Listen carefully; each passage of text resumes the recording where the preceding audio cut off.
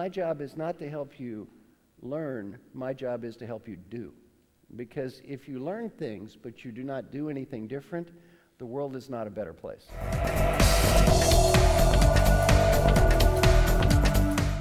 I was interviewed in the Harvard Business Review and asked a question.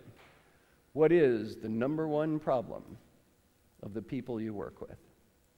The number one problem of very successful people: winning too much. Winning too much. What does this mean? If it is important, we want to win. Critical, we want to win. Meaningful, we want to win.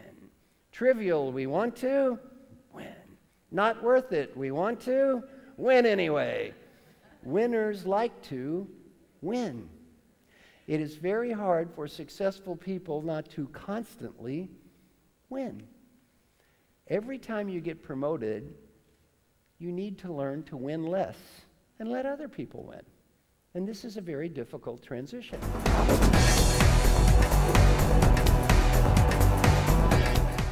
You want to go to dinner at restaurant X. Your husband, wife, partner, or friend wants to go to dinner at restaurant Y. You have a heated argument. You go to restaurant Y. It was not your choice. The food tastes awful. Service is terrible. Option A, critique the food. Point out our partner was wrong. This mistake could have been avoided had only they listened to me, me, me. Option B, shut up. Eat the stupid food. Try to enjoy it and have a nice evening. What would I do? What should I do?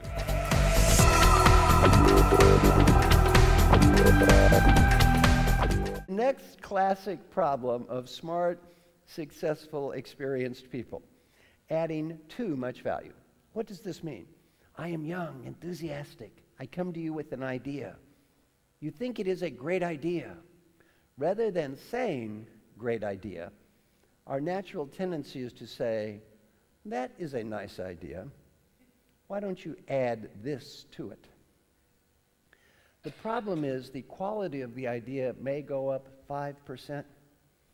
My commitment to its execution may now go down 50%.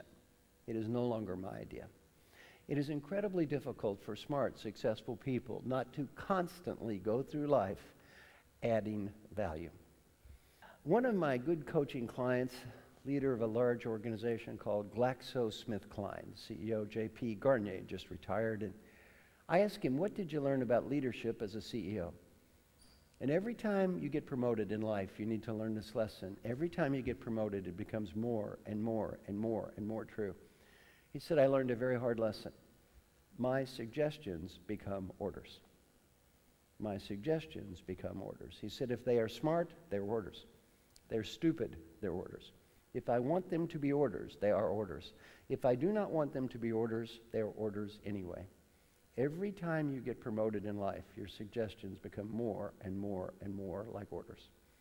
I asked him, what did you learn from me when I was your coach that helped you the most? He said, you taught me one lesson that helped me be a better leader and have a happier life. I asked him, what was this lesson? He said, before I speak, breathe, and ask myself one question. Is it worth it? Is it worth it? And he said, as the leader of this big company, 50% of the time, if I had the discipline to stop and breathe and ask myself, is it worth it? What did I decide? Am I right? Maybe. Is it worth it? No. 4 words to help you become a better coach. 4 words. What are these 4 words? Help more, judge less. Help more, judge less. Now, I have good news about today. Everything I'm teaching you today does not just work at work. It works at home. How many of us have friends and family members who might be happy if we helped just a little bit more and judged just a little less? Would any of them object to these changes?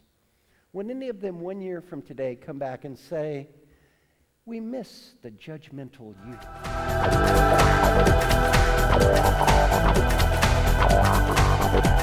Starting now, €1 fine if you begin any sentence with 3 words. No, but, however. Someone talks to us and the first word out of our mouth is no. What do we say? You're wrong. But. What does but mean? Disregard everything you just said. However, fancy word for but. Terrible habit.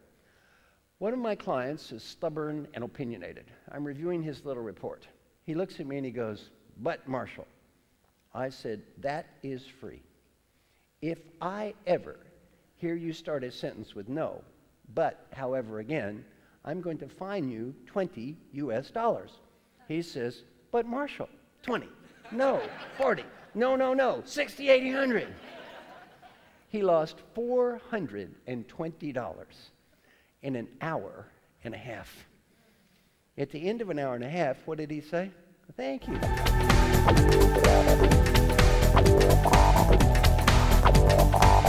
There's one item these companies never say they want. Every company says, "We do not want this behavior." Every leader says, "We do not want this behavior." Yet I see this behavior constantly. What is the name of this puzzling behavior? It is called effectively sucks up to higher management. Effectively sucks up to higher management. Do all of you know this term, suck up? Everyone knows what I'm referring to. Yeah. Every company says, you do not know this term. Translate suck up. Yeah, good, yes.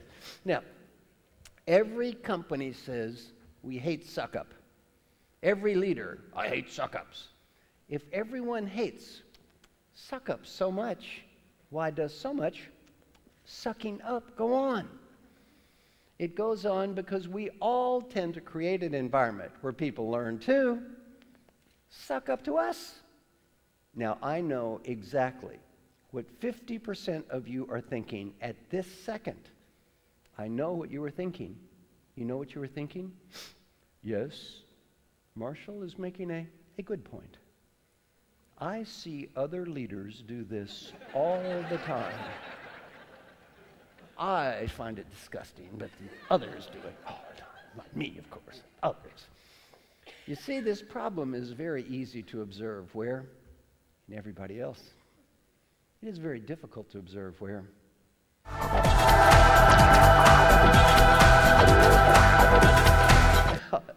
Ask, listen, think, thank. Respond to people.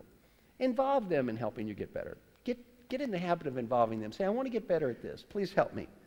And then change. And the key to making everything I teach you work can be summarized in one term. You have to follow up and stick with it.